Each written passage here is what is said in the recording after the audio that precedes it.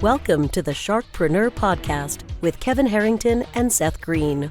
Kevin Harrington is the inventor of the infomercial, one of the original sharks from the hit TV show Shark Tank, and has generated over $5 billion in TV and digital direct response sales. Seth Greene is the world's first trusted authority on cutting-edge direct response marketing, a best-selling author, and the only 3-time Marketer of the Year nominee. On the podcast, Kevin and Seth interview sharkpreneurs who share straight talk on what it takes to explode your business. 49 faces looked to him in triumph. Over the last 12 months, they had each taken turns and promoted his business for a week at a time, driving over $987,342 in revenue. What if you had a network of 50 centers of influence who promoted your business every week for a year? Grab your copy of the #1 Amazon best-selling book, The Ultimate Guide to Growing Your Business with a Podcast, at 33% off the Amazon price by going to ultimatepodcastbook.com. Again, that website for 33% off the Amazon price is ultimatepodcastbook.com. Welcome to the podcast. This is your co-host, Seth Greene. Today, I am super excited to be interviewing Darnyelle Harmon from Incredible One Enterprises. Darnyelle, thanks so much for joining us. Thanks so much for having me, Seth. I'm excited to be here. We are excited to have you. Dr. Harmon, how did you get started? That is always such a loaded question. I literally woke up one day in 2004 and said, I think I'll quit my job today. I'm oversimplifying. I didn't know if I was an entrepreneur, but I knew that if at that moment I didn't see if I could be an entrepreneur, I would be stuck sitting behind someone else's desk forever. And so I stepped out on faith and started this business, fumbled massively, ended up going back to work. And when I went back to work the second time, I figured a few things out and decided to give it another shot. I came back into the business full time in January of 2011. And within 3 years, we were doing 7 figures, and then we were helping other people do it. And the rest is kind of history, as they say. Well, that is absolutely incredible. Congratulations on that. I am sure the longer version of that story could probably be in one of your books, if it isn't already. It absolutely is in Move to Millions. Yep. Awesome. Can't wait to read it. Who is an ideal client for Incredible One? Yeah, so we work predominantly, about 70% of our business is with entrepreneurs and small business owners that are generating multiple 6 figures that want to be doing 7, and they want to do it in a way that honors who they are and doesn't require that they burn out before they cash out. So that's our predominant client that we work with. Awesome. And then what are some of the biggest mistakes they're making that you're helping them fix so that they don't burn out, as you said? Oh my gosh, so many. Okay, number 1 is not understanding the significance of marketing every single day and selling every day they want to make money. So often we see the feast or famine that doesn't have to be feast or famine. Here's what we know. 90 days from now, whatever you're doing today will show up in your business. And if you weren't doing something 90 days ago, that's probably why it's not showing up in your business. So not marketing enough and being consistent would be absolutely up there. Second would be underpricing, not understanding the value that they represent for the problem that they solve, and recognizing that at every price point, there is a buyer. Far too often, especially when the market shifts like we're experiencing right now, people tend to believe that they've got to lower their prices in order to get sales every single day. No, actually, you don't have to lower your prices. What you need to do, however, is sometimes offer a different entry point. Some people are not going to walk up to you. Our clients are predominantly service-based, coaches and consultants. Some people are not going to drop $18,000, $25,000 the first time they learn that you exist, but they would absolutely start working with you for $1,000 or $2,000. And so sometimes it's about carving off what we call a starter or spark offer that then leads them to your signature offer, where you can sell them the value-based thing that's going to solve their problem and actually put them on a trajectory that they desire to be on. That's awesome. And then for your folks who are doing that multiple 6 figures, are there any particular verticals or industries that they're commonly in? The most we see, now we segment and just say service-based, but we most often see consultants across, all of the various verticals, clients that are working business to consumer as well as to business or even with government contracting. We see that a lot. We see accountants and attorneys, interior designers, and other financial management professionals like certified financial planners, and people who participate in the financial management process. Stockbrokers sometimes, if they have their own book of business and they want to understand how they can market in order to do that better. Mortgage brokers as well, we see those. Awesome. You talk a lot about our limiting beliefs that hold us back. How do we identify those, and then how do you help us overcome them? Oh, wow. That's a good question. You know, I always say this first and foremost, most of the things you believe are a lie. If you look at the word believe, BELIEVE, there's a lie right smack dab in the middle. And the lies that we are telling ourselves were lies that were told to us more often by the people who raised us, right? So the things that you say over and over and you believe that they are the truth without questioning whether or not there is any validation to that thought or construct are probably the biggest things that are holding you back. I mean, I've seen it all, Seth. I've heard it all. Like when it comes to pricing, as an example, I can't charge that much. My ideal client can't pay that. These will be the same clients that are carrying Louis Vuitton bags and wearing Christian Louboutins, right? But when it comes to personal development services, if that's what the client sells, they have convinced themselves that no one will buy it. And because they keep telling that lie, that's what keeps showing up inside of their business, right? So the first thing we will often have our clients do is to take a look at the fears, the limiting beliefs, and the doubts that they hold with conviction, like willing to fight you over this belief. And then we start pulling it apart. We start looking for the evidence that we can almost never substantiate to validate that that lie, that belief is actually true for them. And as soon as we introduce them to the fact that there's no evidence to support it, we start to see the opening. And because we see the opening, we can start to introduce what could be possible instead. And all they need it's biblical, right? The Bible says a mustard seed of faith is all you need. So if I can just get a little inkling of a possibility that this lie is not a truth, then I can start to expand and help you to see what it could be differently. And so sometimes that comes through continuing the thought already through and playing out the scenario. Sometimes that comes through having them go on an active journaling session where I say, you know what? Let's remove all of the possible limits and let's instead expose the best case scenario if this were not true, and have them actually write it out. And what surprises me as much as it surprises them is they cannot believe when they shut off the possibility that that is the truth, how much more they open up what could be real for them. And then once they have something in black and white and paper, we can start to build a new truth and a new belief around that idea or construct and get them to move in that direction. That is awesome. What do you think is the most common barrier for those multiple six-figure entrepreneurs to break through that seven-figure plateau? Oh, hiring.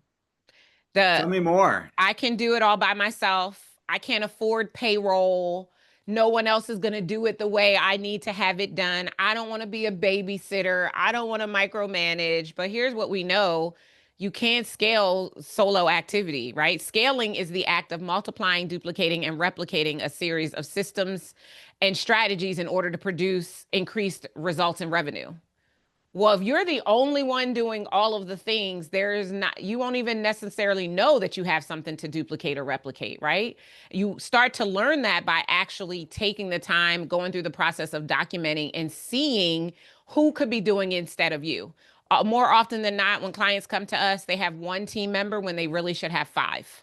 And so they've become the bottleneck in all of the areas of their business that control their ability to grow. And so we show them how they can build a team, how they can do it in a way that puts KPIs in place so that they're not necessarily left holding the payroll without there being a responsibility of each team member to help to perform. I always tell everyone that anyone you hire, you ought to be able to see 3 to 10 times their salary hitting your business's bottom line every year. And if you're not, that means that you haven't been clear in your KPIs, you haven't been clear in your development, or you just flat out hired the wrong person. And if that is in fact the case, as the adage goes, you have to be fast to fire so that you can get the right person in there, teach them what they need to know, giving them the appropriate amount of times, typically somewhere between 90 days and 6 months to see results. But you will see markers along the way that they can produce results to validate that you made a good hire. That makes a lot of sense. How do you help your clients cultivate that mindset of abundance and success when they're struggling with fear and self-doubt? Yeah, it's a work, it's a progress. I always say no one goes to bed a blunder and wakes up a wonder. So it's not happening overnight, right? It's a series of work that we do internally. It's not their strategy or even how they sell, it's how they look at themselves, the way they see themselves, the way they see money. So often, because of the way that we are raised, and this is regardless, Seth, of whether or not we come from a family that had money or not, most of us are conditioned to look at money through a lens that is not warm and fuzzy and safe. It creates trauma, right? And every single day, every single one of us needs to make money decisions. If we decide to get out of the bed and turn on the light, that's a money decision. If we decide to take a shower and turn on the water, guess what? That's a money decision. If we decide to go in our refrigerator and find something to eat, yeah, somebody had to spend some money to get that food to put in the refrigerator.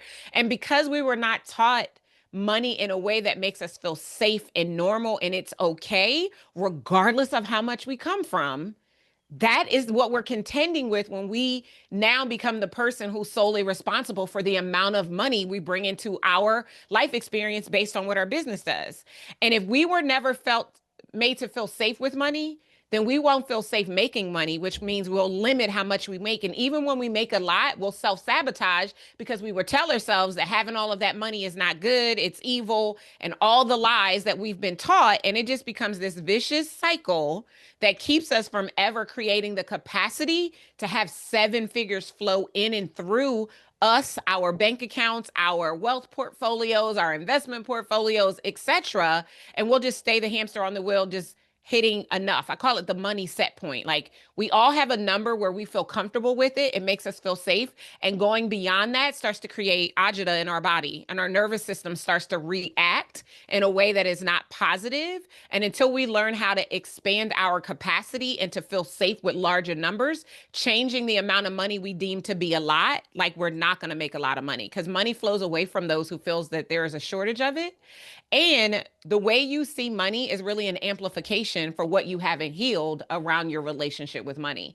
And so, more often than not, clients come to us for strategy. Just show me how to do this thing. But what we actually have to do is go internal with them and help them to shift the way they see themselves and the way that they see money, so that the strategy they already have, which will invariably work, actually produces what they say that they want for their business. Wow, that's a great advice. Most entrepreneurs struggle with work-life balance. How do you help there? Yeah, I actually don't think balance is a thing. I think there's no such thing as balance. I think it's really more about harmony. There are going to be times in your entrepreneurial journey where you are working more than there are other times.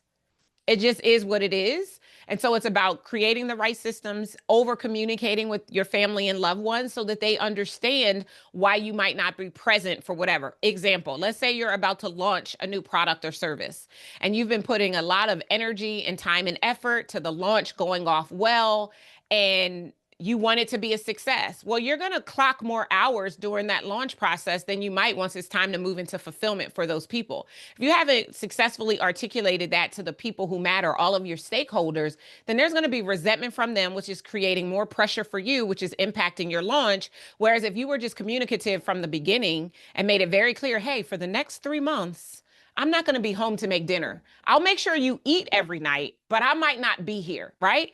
I'm going to make all of the important stuff, but going to sit at your practice to make sure that you pirouette correctly, mommy might not be there, but I promise you I'll be at the recital, right? Like just helping to make sure that your loved ones are participating in the process. I've always said, and this transcends whether we're talking about families or business, people support what they help to create. So over communicate, find out and be sure to share why you want them to do whatever it is you want to do, and then get their buy-in. So what is in it for them, your family, when you hit this goal? When you launch this new product or service, what do they get out of it? Because that's what'll make it acceptable that mommy or daddy isn't here right now, because they're making sure we can go to Orlando, right? We can go to Disney World for spring break, or we can go to Paris, or whatever the thing is that the stakeholders in your family want as a part of that. So I don't believe that there's work-life balance. I believe that there's harmony and integration. I think you have to be self-aware so that you know when you need a break, so that you don't burn yourself out in the process. But that's only going to come from you taking the time to focus on knowing yourself well and knowing what your levers are so that you can never out and overrun them. That makes a lot of sense. You've helped so many people. Can you give us an example of a client who came to you, what their issue was, and how you helped them transform and what that looked like? Sure. I mean, so many people popped in. First person that just popped into my head just now. I remember about 5 years ago working with a new entrepreneur who had previously been a social worker and running in it as an executive director for a nonprofit organization. Their contract lapsed, and instead of going to find a new contract, they made the decision that they were going to start their own consultancy. So they came to me and had, prior to coming to me, making about $180,000 to $200,000 a year, which is decent, but really had a desire to be able to make it such that their spouse would be able to quit their job and go back to school, because that had been a goal for a really long time for the family. In order for that to be able to happen, she needed her income to double. So she needed to make about $400,000 a year. In order for her to walk away with $400,000 a year from her business, that meant her business needed to do somewhere between 5 and 600,000, assuming that we could keep expenses reasonable and all of that, the team really lean, so that she could pull more money out of the business but still putting money aside for her tax and our operational infrastructure. So the first thing we did is we audited the entire business. Like, what were the things that were working well? What were the things that needed to change? And what were going to be the right strategies to implement in order to get her where she needed to be? Very early in the process, we realized she was not charging enough. Even though her business was doing $180,000, $200,000 a year, she actually had the infrastructure set up for a business that would already be doing $750,000 a year, but she was undercharging. Wow. So just by right fitting her pricing and up leveling her messaging and positioning in the marketplace, we got her in front of a different client who was willing to pay a larger price tag for the service that she was able to provide for them to solve a problem that they had been unsuccessful at solving on their own. Just by doing that, within about 9 months, she generated an additional $500,000 in sales for her business that annualized over the next year was going to take her from $200,000 to $700,000. But we didn't stop there. She had a skill set that she could offer in government contracting. So we taught her how to look for simplified opportunities in government contracting. Those are opportunities that are at least $25,000, but less than $250,000. She won 2 of those. Just doing leadership development training, which is what she did in her company every single day. And before you know it, within a year of working together, she had a $1.2 million company. She was able to pull $400,000 out so her husband could go back to school and get his advanced degree, and nothing had to change in their household. She got to continue doing what she loved. She got to support her man. All is well that ends well. And today she still has a business that does multiple 7 figures a year. That is amazing. You've helped so many people. What's your biggest challenge now? I think right now, my challenge is probably one that a lot of people are experiencing in the land of entrepreneurship. We need good people. Now, there are some things that, yes, we can delegate to AI, but there's some things that we can't. And right now, with unemployment being as low as it is overall, there are not good people in the workforce who want to have jobs every single day, right? So that's something that we're always navigating, is finding the right people to help us to stay innovative, to stay at the top of our industry, and to continue to understand what our clients' challenges are so that we can continue to meet them. Beyond that, I would say, another thing that everyone experiences in business is there's no such thing as too much visibility. Maybe if Oprah calls, you could be like, you know what, I can stand a little bit less visibility, but finding the right visibility mix is always something that we're working on. Being on podcasts like this and looking for the right media opportunities and finding the right events to attend and stages to get booked on. It's something we're always navigating, and we're always looking to do in a way, because we know that there are lots of people out there who need to hear my message, who need to understand the strategies that we've proven to work to help people to sustain businesses that generate 7 figures a year. And you can just never have too much visibility. Amen to that. Well, we know your time is incredibly valuable. We greatly appreciate you spending some of it with us. For our folks who are watching and listening and want to learn more, where do they go to learn more about you, the books, the podcast, everything? Yeah, we recommend that you go to movetomillionsgifts.com. Again, that's movetomillionsgifts.com. Both millions and gifts are plural. When you get there, you're going to have an opportunity to get a special gift from me. It's a bundle based on many of the things we talked about in this conversation that introduces you to my world, gives you access to my best-selling book, and allows us to begin to create a relationship beyond this podcast episode. Awesome. Well, we greatly appreciate that. We will send everyone to movetomillionsgifts.com. Darnyelle, Dr. Harmon, thank you so much for joining us. Thank you for having me, Seth. I appreciate it. We appreciate you. Thank you, everybody, for watching or listening. We will talk to you or see you next time. Why do so many businesses struggle while others seem to explode overnight? Do you wish you had the secret to this type of exponential growth? Now, I've scaled more than 20 businesses to over $100 million, and it's not just luck. In my new book with Mark Tim, Mentor to Millions, you'll learn the repeatable framework I use in all my business ventures for massive success. Order at kevinmentor.com and get over $1,000 in bonuses. Head to kevinmentor.com.